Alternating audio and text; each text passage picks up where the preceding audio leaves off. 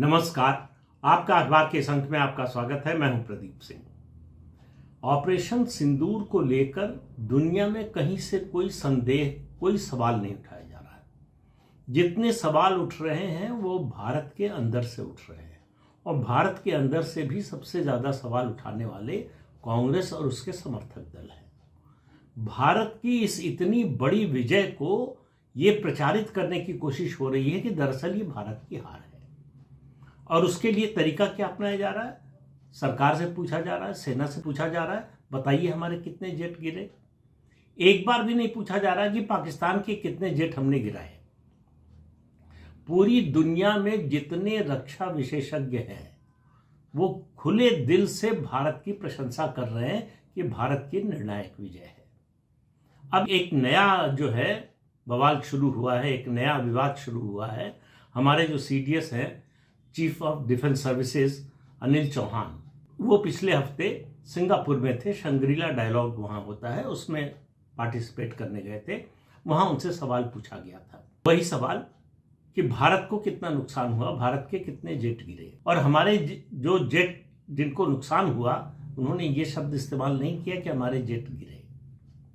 और आपको याद होगा कि डायरेक्टर जनरल एयरफोर्स जो है वो ए.के. भारती साहब ने भी यही बात कही थी, एयर मार्शल ए.के. भारती ने, कि युद्ध है उसमें नुकसान तो होता ही है, लेकिन हमारे सारे पायलट सुरक्षित हैं। अब सवाल यह है कि क्या भारत के किसी फाइटर जेट को नुकसान पहुंचा? तो पहली बात तो ये है कि सीडीएस अनिल चौहान ने कहा कि ये जो पाकिस्तान दावा कर रहा है और जिसका प्रचार कांग्रेस पार्टी कर रही है कि हमारे 6 जेट गिर गए, उनका ये सरासर गलत है, झूठ है। दूसरी बात, उन्होंने भी और उससे पहले एयर मार्शल ए.के. भारती ने भी इस बात से इनकार नहीं किया था कि हमारे जेट को नुकसान नहीं पहुंचा। अब उनकी संख्या 1 है या 3 है, इस पर विवाद हो सकता है। और एयर मार्शल ने साफ साफ कहा था कि ऑपरेशन चल रहा है, चलते हुए ऑपरेशन के बीच में हम ऑपरेशन डिटेल्स शेयर नहीं कर सकते। यही बात जो है सीडीएस अनिल चौहान ने कही। उन्होंने कहा कि कितने गिरे ये सवाल नहीं है, सवाल ये है कि अगर गिरे तो क्यों गिरे। तो उन्होंने कहा शुरू में हमसे कुछ टेक्निकल मिस्टेक्स हुई। तो एक रक्षा विशेषज्ञ ने समझाया कि टेक्निकल मिस्टेक्स का मतलब आप समझिए, उसका मतलब ये है कि हमको 60 किलोमीटर दूरी से टारगेट को लॉक करना चाहिए था, या 80 या 100, या हमको इतनी ऊंचाई पर होना चाहिए था या इससे कम, या हम जितनी ऊंचाई पर थे क्या उससे नीचे होना चाहिए था। ये सब टेक्निकल जो है डिटेल्स है। और सीडीएस ने बड़ा स्पष्ट शब्दों में कहा कि हमसे जो ये टेक्निकल मिस्टेक्स हुई उसको हमने तुरंत सुधार लिया, और उसका प्रमाण है। मतलब उस आर्मी को, एयरफोर्स को या सरकार को बताने की भी जरूरत नहीं है। पूरी दुनिया ने देखा कि हमने 9 और 10 को पाकिस्तान के 12 में से 11 एयरबेस जिस तरह से ध्वस्त किए, उसके F-16 हैंगर में खड़े खड़े जो है वो ध्वस्त हो गए। उसका पूरा एयर डिफेंस सिस्टम, उसके एवॉक्स, उसके दूसरे राडार, और यहां तक कि उसके न्यूक्लियर आर्सेनल जहां रखा हुआ था वहां पर भी हमने हमला किया। और ये सब हुआ उसके महत्वपूर्ण एयरफोर्स के ठिकानों पर, उसके आर्मी हेडक्वार्टर के पास। तो भारत को किसी और को प्रमाण देने की जरूरत नहीं है। एक बात, भारत ने सैटेलाइट इमेज के जरिए सब कुछ दिखा दिया। पाकिस्तान के साथ कौन है? चीन खुलकर है। अमेरिका भी लगभग पाकिस्तान के साथ ही है, चीन के जैसे खुलकर नहीं है, लेकिन पाकिस्तान के साथ ही है, क्योंकि अमेरिका को लगता है कि उसका हित जो है पाकिस्तान साध सकता है, भारत उसके मातहत उस तरह से नहीं आ सकता है। दोनों के पास सैटेलाइट का बड़ा जो है नेटवर्क है। अगर भारत का कोई जेट गिरा, भारत को के एयरबेस को नुकसान हुआ, तो मिनटों में अमेरिका और चीन के सैटेलाइट ने उसको कैच कर लिया होता। तो पाकिस्तान अभी दुनिया भर को दिखा रहा होता कि देखिए ये जेट गिरा, यहां एयरबेस पर नुकसान हुआ। ऐसी कोई तस्वीर आज जो है, जब मैं आपसे बात कर रहा हूं तो 3 जून है। ये जो ऑपरेशन हुआ 9-10 मई को, और उससे पहले 7 मई को, तो उसको 1 महीने लगभग हो गए। अभी तक कोई एक भी तस्वीर सामने नहीं आई है। भारत का कोई एक भी एयरक्राफ्ट या उसका छोटा सा टुकड़ा भी कहीं गिरा हुआ न तो भारत के अंदर और न पाकिस्तान की सीमा में दिखाई दिया है। तो ये केवल भारत की जो उपलब्धि है, जिस उपलब्धि से पूरी दुनिया चकित है। क्या उपलब्धि हुई भारत की? एक मॉडर्न वॉरफेयर में भारत की क्षमता को पूरी दुनिया ने देखा। दूसरा, भारत की एयरफोर्स की क्षमता को देखा। तीसरा, और मैं मानता हूं कि बहुत बड़ी उपलब्धि है, कि भारत में निर्मित हथियारों की गुणवत्ता को दुनिया ने देखा। और चीन निर्मित जो हथियार हैं, चाहे वो जेट हो, मिसाइल्स हो, ड्रोन हो, उनकी गुणवत्ता की खामी पूरी दुनिया के सामने नजर आ गई। ये काम भारत ने केवल 3-4 दिन के युद्ध में करके दिखा दिया। ऐसी सफलता न तो हमको 65 में मिली थी, ना 71 में मिली थी, और न 99 में मिली थी। तो अब इतनी बड़ी सफलता कांग्रेस को कैसे पचेगी? तो वो इंदिरा गांधी को 1971 की जीत का श्रेय देने के लिए इंदिरा गांधी को लाते हैं, कोई अर्थ नहीं है। इंदिरा गांधी प्रधानमंत्री थी, उनको श्रेय अगर मिलता है तो इसमें किसी भारतीय को कोई एतराज नहीं होना चाहिए। लेकिन ये कैसे हो सकता है कि 71 की जीत का श्रेय इंदिरा गांधी को है और ऑपरेशन सिंदूर में जो कुछ हुआ, भारत ने जो सफलता हासिल की, उसका श्रेय मोदी को नहीं जाता? ये नैरेटिव केवल कांग्रेस चला सकती है। दरअसल ये नैरेटिव मोदी के खिलाफ, मोदी सरकार के खिलाफ, भारतीय जनता पार्टी के खिलाफ नहीं है। ये नैरेटिव भारत के खिलाफ है। भारत की जो उपलब्धि है उसको कम दिखाने की कोशिश है, उसका अपमान करने की कोशिश है। पूरी दुनिया में भारत का पार्लियामेंट्री डेलीगेशन इस समय घूम रहा है और दुनिया के देशों को बता रहे हैं कि हमने क्या किया, पाकिस्तान ने क्या किया था।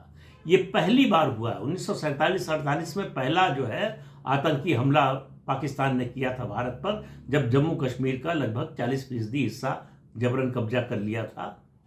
उसके बाद से अब तक जितने आतंकवादी हमले हुए हैं, पाकिस्तान को उसकी कीमत नहीं चुकानी पड़ी है, इसलिए उसका हौसला लगातार बढ़ता रहा।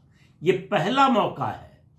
22 अप्रैल की पहलगाम की घटना, जिसमें हिंदुओं का धर्म पूछकर उनका नरसंहार किया गया, उस आतंकवादी घटना की कीमत पाकिस्तान को पहली बार चुकानी पड़ी है और बहुत बड़ी कीमत चुकानी पड़ी है। हम 65 और 71 में भी पाकिस्तान की वायुसेना का इतना बड़ा नुकसान नहीं कर पाए थे। और उसके अलावा भारत पर एक खरोंच नहीं डाल पाया पाकिस्तान। उसकी पूरी एयरफोर्स मिलकर, उसके जो चाइनीज इक्विपमेंट थे, अमेरिकन जेट थे, उन सबको मिलाकर उसकी जो ताकत थी, उसके बावजूद वो भारत को खरोंच तक नहीं पहुंचा पाया। अब ये इतना बड़ा नैरेटिव है, ये जो है राष्ट्रवाद का इतना बड़ा जो है विमर्श है, जो कांग्रेस के गले के नीचे उतर नहीं रहा है। तो इसको बदनाम करने की कोशिश हो रही है, इसको छोटा दिखाने की कोशिश हो रही है। तो एक कोशिश तो ये चल रही है। सीडीएस ने बोला तो कहा, देखिए देखिए, आर्मी ने, एयरफोर्स ने बता दिया हमको, जो सरकार हमसे छिपा रही थी वो बता दिया। पहली जो प्रेस कॉन्फ्रेंस हुई थी डीजीएमओज की तीनों सेनाओं के, उसी में स्थिति स्पष्ट कर दी गई थी। उसके कुछ टेक्निकल डिटेल्स जरूर सीडीएस ने बताए हैं, लेकिन उससे आगे या उससे पीछे की कोई बात नहीं बताई। जो है भारत वही बता रहा है। आजकल सैटेलाइट का जो जमाना है, उसमें किसी भी देश के लिए अपने नुकसान को छिपाना बहुत कठिन है, लगभग असंभव है। और जिस देश पर अमेरिका और चीन दोनों की नजर हो, यानी भारत, दोनों के सैटेलाइट्स की नजर हो, वहां तो और संभव नहीं है। तो इसलिए पाकिस्तान के पास कुछ दिखाने के लिए नहीं है, तो उसकी मदद में कांग्रेस पार्टियां सामने आई है। कांग्रेस पार्टी जो है लगातार पाकिस्तान के इस एजेंडे को आगे बढ़ा रही है। भारत की जीत को वो भारत की हार के रूप में प्रचारित करने की कोशिश कर रही है। पाकिस्तान भी अपनी जीत बताने की कोशिश कर रहा है, भारत की हार बताने की हिम्मत उसकी नहीं हो रही है उस तरह से जिस तरह से कांग्रेस पार्टी कर रही है। दूसरा एक सवाल और जो है, पहलगाम की घटना के बाद से कांग्रेस की ओर से उठाया जा रहा है कि भाई वो जो आतंकवादी आए थे वो कहां हैं, उनको क्यों नहीं पकड़ा आपने, उनको क्यों नहीं मारा आपने। ये सब काम इतने आसान नहीं होते। 9/11 अमेरिका में हुआ, दोनों ट्विन टावर जो है गिरा दिए गए थे। उसामा बिन लादेन उसके पीछे था। उसामा बिन लादेन को खोजने में अमेरिका को 10 साल लगे थे, 10 साल। इजराइल और हमास के बीच में युद्ध चल रहा है 1.5 साल से। इजराइल अभी तक अपने 21 बंधक छुड़ा नहीं पाया है हमास से, हमास को बर्बाद करने के बावजूद। तीसरी बात, जिस जगह पे यानी पहलगाम में जो ये घटना हुई, वहां पीछे घने जंगल हैं, पहाड़ियां हैं। मुझे मेजर गौरव आर्या की बात याद आ रही है। उन्होंने कहा कि उस टेरेन में मैंने काम किया है, वहां पोस्टिंग रही है। मुझे मालूम है कि बहुत ही मुश्किल टेरेन है, वहां 2, 4, 6 लोगों का छिप जाना कोई मुश्किल बात नहीं है। और उन्होंने कहा आप 2 लाख, 5 लाख, 10 लाख फौज लगा दीजिए, उन 4 लोगों को आप खोज नहीं सकते वहां पर ऐसे कॉम्बिंग ऑपरेशन के जरिए। लेकिन इसका यह मतलब मत समझिए कि भारत की सेना उनको पकड़ नहीं पाएगी, उनको मार नहीं पाएगी। वो पकड़े भी जाएंगे, मारे भी जाएंगे। और वो पकड़े और मारे जाएंगे ओवरग्राउंड उनके जो वर्कर्स हैं उन्हीं की सूचना के आधार पर, या उनके ऊपर जो सर्वेलेंस चल रहा है उसके आधार पर। क्योंकि जंगल में रहते हुए उनको खाना भी चाहिए, उनको कपड़े भी चाहिए, और इसके अलावा उनको कम्युनिकेशन के साधन भी चाहिए। तो उसी से पकड़े जाएंगे। थोड़े धैर्य की जरूरत है। ऐसा नहीं है कि भारत सरकार ने उनको छोड़ दिया है और भारत सरकार ने उनको अभयदान दे दिया है। जो देश कुछ मिनटों में, सिर्फ 25 मिनट में 200 से ज्यादा खूंखार आतंकवादियों को मार सकता है, उसके लिए 3-4 लोगों को पकड़ना या मारना कोई मुश्किल बात नहीं।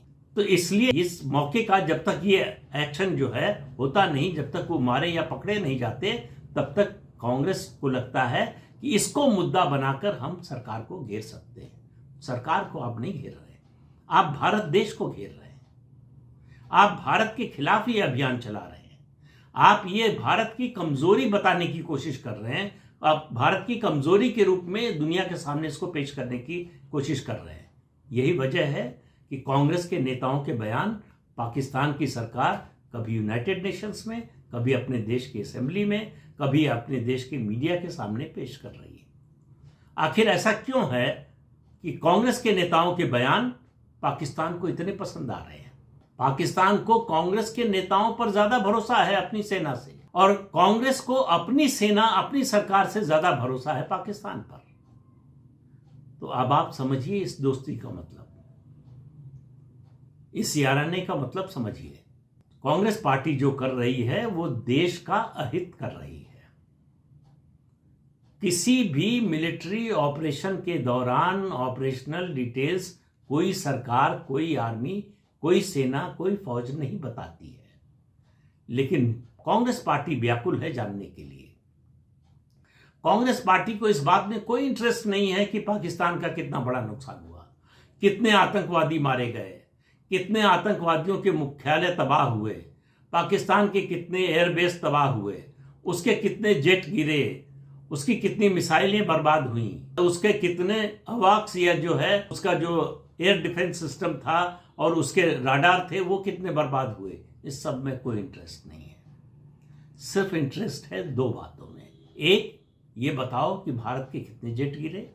दूसरा, ये बताओ कि वो जो पहलगाम के आतंकवादी हैं उनको अभी तक क्यों नहीं पकड़ा। अब इस कैंपेन के पीछे की मंशा को समझिए, नीयत को समझिए, और उसी नीयत को पहचान कर इसका जवाब देने की जरूरत है। भारत ने ऑपरेशन सिंदूर के जरिए जो किया है, मैं फिर कह रहा हूं, बार बार कह रहा हूं, पूरी दुनिया उससे चकित है। पाकिस्तान ने तो उसको झेला है, चीन उससे चकित है, अमेरिका है, पूरा यूरोप है। किसी को समझ में नहीं आ रहा है कि भारत ने कैसे इतनी जल्दी इतनी बड़ी महारत हासिल कर ली। भारत के जो स्वदेशी हथियार हैं उनकी गुणवत्ता कैसे अंतर्राष्ट्रीय स्तर के जो रक्षा उत्पाद हैं उनसे बेहतर हो गई। भारत कैसे आत्मनिर्भर बन गया। अब ऑपरेशन सिंदूर के बाद दुनिया को पता चल गया कि स्ट्रेटेजिक मामलों में भारत किसी पर निर्भर नहीं है, उसकी अपनी स्वतंत्र स्ट्रेटेजिक पॉलिटिक्स है जिससे वो हटने को तैयार कभी नहीं होगा। तो पाकिस्तान छोड़िए, दुनिया के तमाम देशों के मन में भारत की शक्ति का एक भय पैदा हो गया है। और उसी भय को दूर करने की कोशिश कांग्रेस पार्टी कर रही है और वो करती रहेगी जब तक इस देश का मतदाता चुनाव में उसको इसका जवाब नहीं देगा। तो ये सिलसिला अभी चुनाव दर चुनाव चलने वाला है और 2029 तक चलेगा।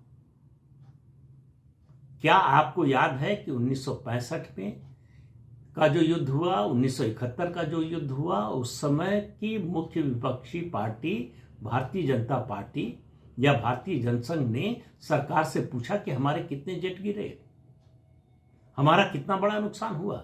तो अगर आप भारत के बारे में सोचते हैं, भारत के हित के बारे में सोचते हैं, तो इस तरह का सवाल भी नहीं पूछते। और ऐसा नहीं है कि सरकार इस सवाल से भाग रही हो। सरकार सही समय पर सही जवाब देने का इंतजार कर रही है और मुझे लगता है कि वो सही समय, सही जवाब का सही फोरम वो समय आएगा जब संसद का मॉनसून सत्र शुरू होगा। इन सारे सवालों के जवाब मिलेंगे। लेकिन सवाल ये है कि उनको सवालों का जवाब नहीं चाहिए, उनको सवाल उठाते रहने की जरूरत है जिससे संदेह बना रहे। वो संदेह को दूर नहीं करना चाहते, वो संदेह को बनाए रखना चाहते हैं, क्योंकि उनको लगता है कि इसी से उनकी राजनीति चल सकती है। तो इस अंक में इतना ही। अगले अंक में फिर मिलेंगे किसी नए मुद्दे के साथ। तब तक के लिए अनुमति दीजिए। आपसे अनुरोध है कि चैनल देखिए, शेयर कीजिए, लाइक कीजिए और सब्सक्राइब जरूर कीजिए। नमस्कार।